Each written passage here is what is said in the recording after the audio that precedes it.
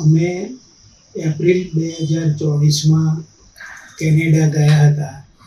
કેનેડામાં અમે 4-5 મહિના રહ્યા અને ઓક્ટોબરમાં રિટર્ન થવાનું હતું.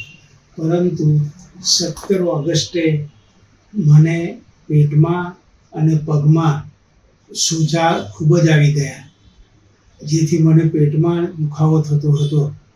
મેં મારા સનને વાત કરી, પણ અમે વિઝિટર ઉપર હોવાથી અમારું ત્યાં કોઈ મેડિકલ થયું નહીં. એટલે તાત્કાલિક અમે 26 તારીખની રિટર્ન ટિકિટ કરાવી અને 28 તારીખે બરોડા ઉતરી ગયા.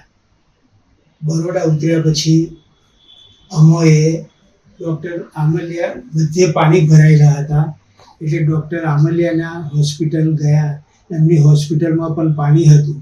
એમના ઘરે બોલાવી અને અમે એમને બતાવ્યું, તો એમને કહ્યું કે તમે આ બધા રિપોર્ટ કરાવડાવો.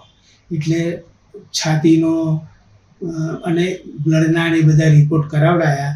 પછી ડૉક્ટર આમલિયાએ કહ્યું કે તમે સામે શ્રીજી હોસ્પિટલ છે એમાં દાખલ થઈ જાઓ. ત્યાં લગભગ મને 12 દિવસ રાખ્યો. ત્યાં આગળ એ લોકોએ એવું કહ્યું કે તમારા લીવર પર સોજો છે, એના કારણે તમને આ થાય છે. એટલે એમને લીવરની ટ્રીટમેન્ટ બધી કરી. પછી સ્પેશિયાલિસ્ટ ડૉક્ટર છે પંકજ બુચ કરીને, એમને પણ રિફર કર્યા. એમને લગભગ એવું કહ્યું કે તમારું 10% લીવર કામ કરે છે, તો આ તમારે ટ્રાન્સપ્લાન્ટ કરાવવું પડે, જેનો ખર્ચો લગભગ 20 થી 25 લાખ રૂપિયા થાય. અને તે પણ તમારા કોઈ સગા સંબંધી, નજીકના કોઈ હોય દોસ્તાર, તે તમને આખી લીવર આપે અને એ મેચ થાય તો સક્સેસ જાય, એવું કહ્યું. એટલે પછી પાછા અમે શ્રીજી હોસ્પિટલમાં ગયા.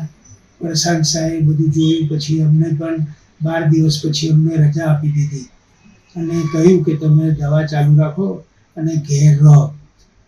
પછી અમે 1 અઠવાડિયું લગભગ ઘેર રહ્યા. ત્યારબાદ મારી ખબર જોવા માટે આજુબાજુથી બધા આવતા હતા. એમાંના એક મારા વડીલ હતા અમારી સોસાયટીના. એમણે મને કહ્યું કે તમે હોમિયોપેથી કો તો આયુર્વેદિક પર જતા રહો.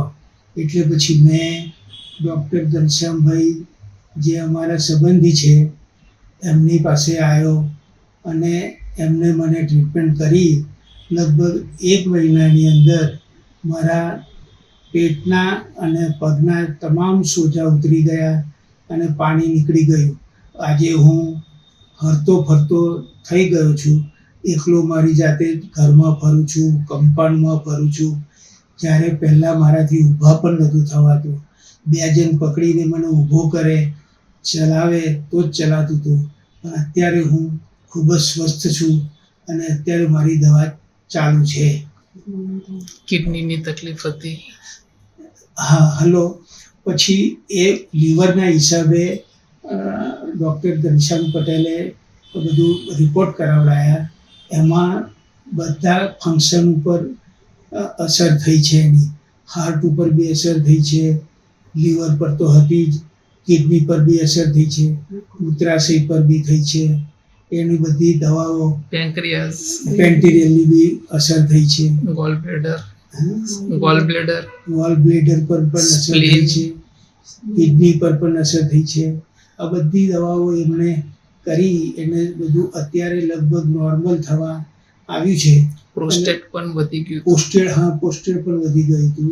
પેશાબ થતો નહોતો, ધીરો થતો. કેથેટર ઉપર હતું, કેથેટર નાખ્યું હતું. હા, ત્યાં શ્રીજી હોસ્પિટલમાં મને તૂટી નાખીને પેશાબ કરાવતા હતા. એ બધું એલોપેથી દવા બિલકુલ બંધ છે. હા, અત્યારે બિલકુલ એલોપેથી દવા ટોટલી બંધ છે. 2 થી 3 અઠવાડિયાની અંદર આ બધો ચેન્જીસ આવી ગયો હતો. લગભગ 3 અઠવાડિયાની અંદર આ બધો ચેન્જીસ આવી ગયો છે. હવે આવતીકાલથી 1 મહિનો પૂરો થશે એટલે બધું સરસ થઈ ગયું છે મને અત્યારે.